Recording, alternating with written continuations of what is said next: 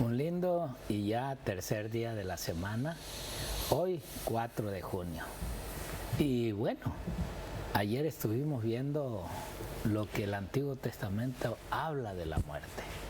Hoy nos corresponde ver el Nuevo Testamento, porque así se compone la Biblia, de un Antiguo Testamento y un Nuevo Testamento.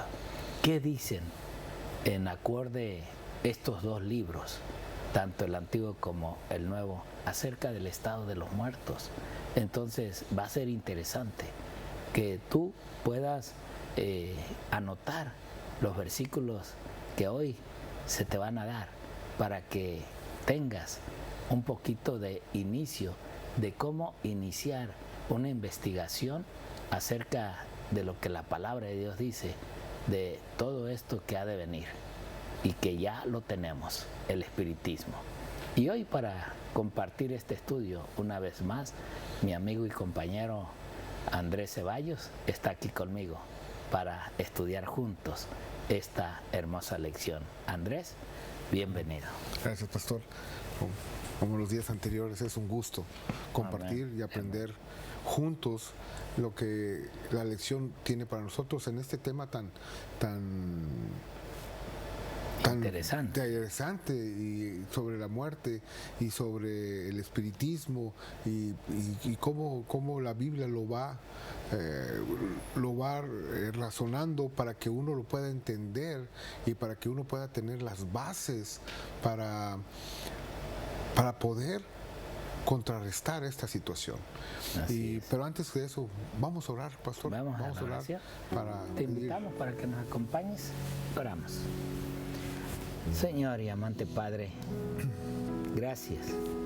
Son temas sumamente interesantes, Padre, ya que podemos ver a través de este estudio que, Señor, son decisiones que tú nos has de dejar tomar.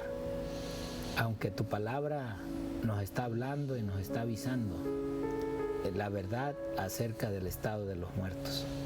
Pero no es que porque lo estudiemos ya podamos decir ya soy salvo, sino, Padre, depende mucho de lo que nosotros hagamos o decidamos hacer. Por eso, Padre, hoy te pido que aquellos que nos escuchan, aquellos que nos ven, aquellos, Padre, que día con día estudiamos juntos esta lección, que tú pongas tu espíritu en ellos y que les pongas ese discernimiento sobre la verdad de lo que sucede a aquella persona que va, Padre, como tú lo llamas, al descanso, a dormir. Y, Señor, que estos engaños, Padre, se descubran e inmediatamente, si llegan a suceder, a nuestra vida. Quédate con nosotros y permítenos escudriñar esta tu palabra. Te lo pedimos y te lo suplicamos en el precioso y bendito nombre de tu Cristo Jesús. Amén. Amén, Señor. Bueno, como vimos en el día anterior, en el Antiguo Testamento, que la muerte es un sueño profundo. Ahora vamos a checar el Nuevo Testamento y nos dan varios versículos para poder abrir este diálogo y este estudio y poder comparar lo que nos dice el Antiguo Testamento junto con el Nuevo Testamento sobre la muerte. Amén. ¿Sí? Y para eso vamos a leer Juan 11:11 al 14. Ese sería el primer versículo que vamos a leer. Dicho esto, le dijo después: nuestro amigo Lázaro duerme, mas voy a despertarle. Dijeron entonces sus discípulos: Señor, si duerme, sanará. Pero Jesús decía esto de la muerte de Lázaro, y ellos pensaron que hablaba del reposar del sueño. Entonces Jesús les dijo claramente: Lázaro ha muerto. También tenemos Timoteo 1:10 y ahorita vamos a llevar todos los versículos para narrar qué es lo que nos quiere decir la lección del día de hoy. Dice, pero ahora ha sido manifestada por la aparición de nuestro Salvador Jesucristo, el cual quitó la muerte y sacó a luz la vida y la inmortalidad por el Evangelio. Vamos a leer esos dos y nada más. Y vamos a hablar sobre la muerte como un descanso, un reposo. Y el Señor se refiere en esos versículos tan fuertes, que es el despertar de Lázaro de la muerte, que el Señor lo hace y se los explica a los discípulos diciendo que Él estaba en un sueño, pero ellos lo relacionan como un descanso por la enfermedad. Y dicen, bueno, ok, si Él está durmiendo, Señor, pues va a sanar. ¿Por qué? Porque se va a reponer de esta situación. Mas Él les aclara y les dice, no, Lázaro está muerto. Entonces ahí tenemos la relación directamente, cómo el Señor está en el Nuevo Testamento especificando y comparando el sueño, el descanso o el reposo con la muerte. ¿Sí? Y nos dice la lección que 53 veces en la Biblia se menciona la muerte como un sueño largo. Y a mí me gustaba cómo cerraba el día de ayer la lección, cuando decía que muchos que duermen en el Señor, al despertar van a decir, oh, no se tardó nada el Señor es cierto, no se tardó nada el Señor en regresar, porque va a ser lo primero que van a ver al ser despertados. Y como es un sueño, es como cuando uno duerme una siesta, o cuando se levanta en la mañana, uno dice, gracias Señor por despertarme, y se me hizo corta la noche. Yeah. ¿Sí? Entonces el Antiguo y el Nuevo Testamento están los dos relacionados con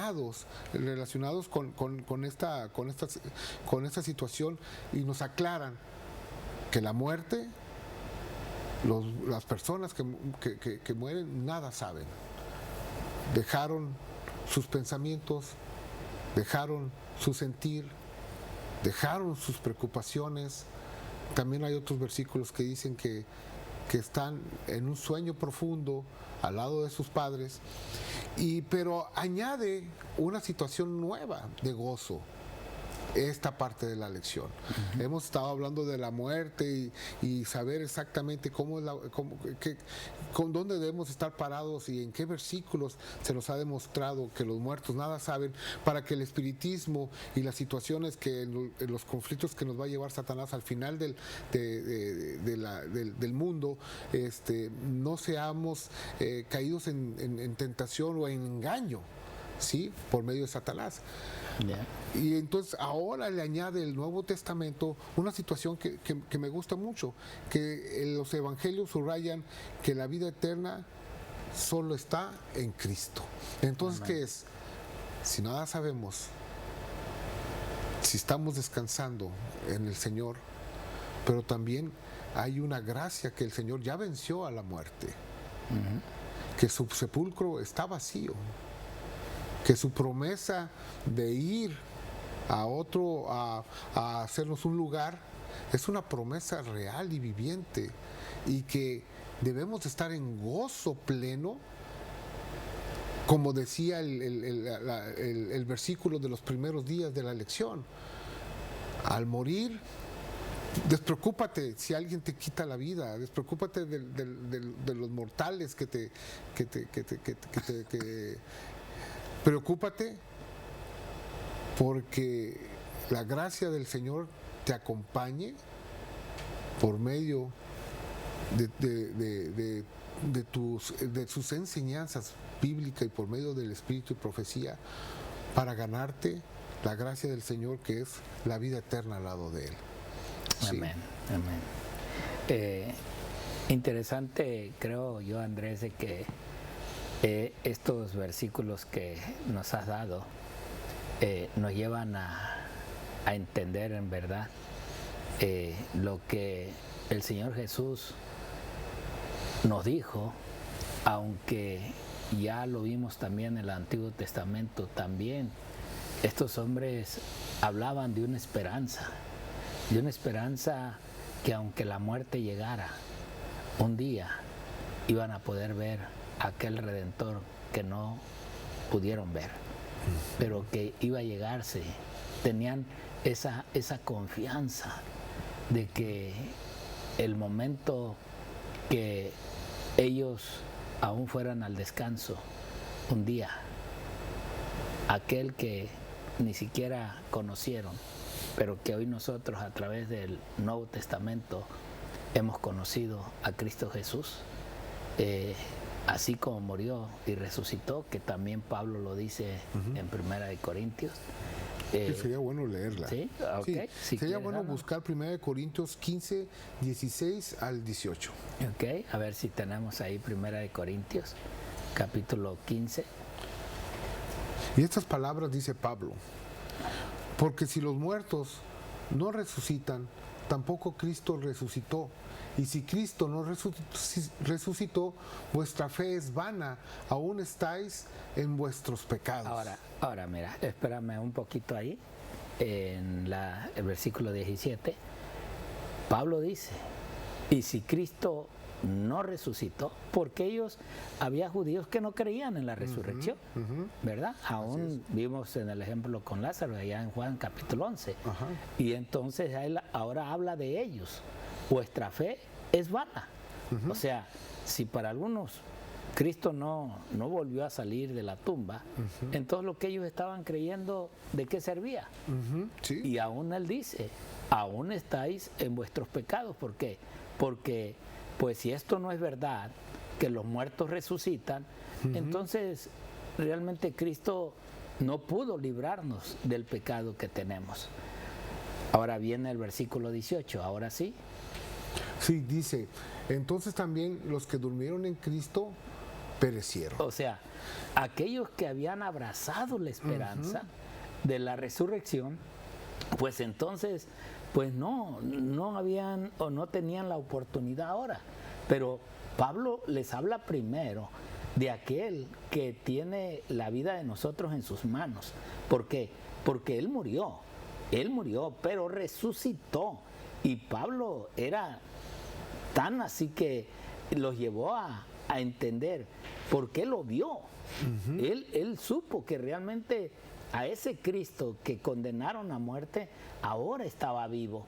Entonces no había por qué hablar un engaño, sino que ahora Él les habla y le dice a sus hermanos, entonces también los que durmieron en Cristo perecieron, no hay esperanza. Sí. Ahí van a quedar. Y aclara la lección. Más adelante dice que entonces la fe de ellos es vana. Pues sí. ¿Por qué? Porque no hay salvación. Exacto. Porque no hay nada después. No hay una de esto. resurrección. No hay una resurrección. Entonces, pero si lo vemos como una situación buena, cuando Él los está haciendo entrar en razón de que tenemos una fe, de que porque esa fe la hemos ganado por medio del estudio de la Biblia, del Espíritu y profecía, y vivimos con esa fe y morimos con esa fe, va a venir la resurrección cuando el Señor nos levante. Amén. Para vida eterna. Y entonces esas palabras a mí me encantan. Me encantan. Y también es notorio, por ejemplo, si vamos a Juan 21 al 25, que lo habíamos leído del 14 al 15, cuando ellos están hablando de Lázaro, ¿sí? De que está durmiendo, y luego viene su hermana. Exacto. ¿Sí? Y hay otra relación, y ahí me gustaría leerlo, es Juan 11 del 21 al 25. Y dice así: y Marta dijo a Jesús, Señor, si hubieses estado aquí, mi hermano no habría muerto. Mas también sé ahora que todo lo que pidas a Dios, Dios te lo dará. O sea, a ver, permíteme tantito ahí. en el versículo anterior es, fíjate cómo Marta le habla. Primero le dice, si tú hubieras estado aquí, mi hermano no muere. Y era una verdad, porque Jesús lo hubiera sanado. Pero nosotros conocemos la historia o el contexto. Más también sé ahora, le dice Marta, que todo lo que pidas a Dios, Dios te lo dará. O sea, ahora Marta confía y tiene fe en Él, en Cristo. Porque es Cristo quien va a suplicar al Padre. Y ahora Marta le habla de una necesidad. Ella quiere a su hermano y quiere quizás que vuelva a vivir. Por eso le dice, sea ahora que todo lo que pidas a Dios, al Padre, Dios te lo dará. O sea, pídele al Señor que me lo dé de nuevo. Pero si vamos al versículo que sigue. Al versículo que sigue, dice, Jesús le dijo, tu hermano resucitará. Pero ahí Marta, ¿sí? En ese diálogo de entre palabras, le dice, yo sé que resucitará en la resurrección. Como cualquier judío, ¿sí? Dice, en el día postrero. Pero me encanta lo que luego el Señor le dice, y por eso no lo quise leer al principio, sino lo quiero leer al final para amarrarlo junto con lo que dice Pablo.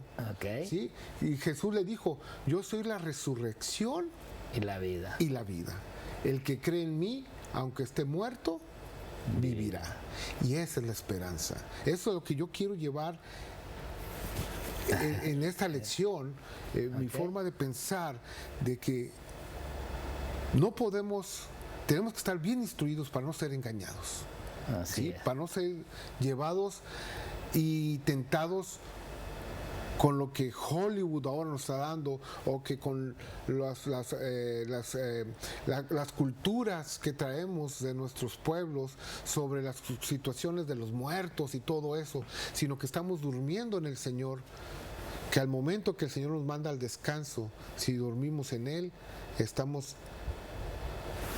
descansando en el Señor. O sea, es como cuando uno ve a un bebé durmiendo con esa tranquilidad y esa paz. Así pienso yo que vamos a dormir si morimos en el Señor. Amén. Y que cuando Él nos despierte a una resurrección, lo vamos a ver en gloria y es inimaginable tantas cosas que vamos a hacer. Mira, nos quedan 2 minutitos. Vamos a leer esta cita para ver qué nos dice el espíritu de profecía en el libro Los Hechos de los Apóstoles. Y nos dice acá, difícilmente podemos apreciar la esperanza y el gozo que esta seguridad proporcionó a la joven iglesia de Tesalónica. Ellos creyeron y atesoraron la carta que les envió su padre en el Evangelio, y sus corazones se llenaron de amor a Él. Él les había dicho estas cosas antes, pero en aquel entonces sus mentes estaban tratando de asimilar doctrinas que les parecían nuevas y extrañas. Y no es sorprendente que la fuerza de algunos puntos no se había impresionado vivamente en su espíritu. O sea, y eso es lo que puede estar pasando hoy en día con muchos, que hoy en día están viendo, están leyendo y no entienden cómo puede ser posible de que alguien que muere puede volver de nuevo, pero sí se está creyendo que el que muere, pues se va al cielo. Entonces, ¿cuál es la verdad? ¿No? Pero ahora mira, también traerá Dios con Él a los que durmieron en Jesús, escribió Pablo. Muchos interpretan este pasaje como si significara que los que duermen serán traídos con Cristo desde el cielo. Pero según Pablo, como Cristo se levantó de los muertos, así Dios traerá de sus tumbas a los santos que durmieron y los llevará con Él al cielo. Qué precioso consuelo, qué gloriosa esperanza, no solo para la iglesia de Tesalónica, sino para todos los cristianos donde quiera que estén.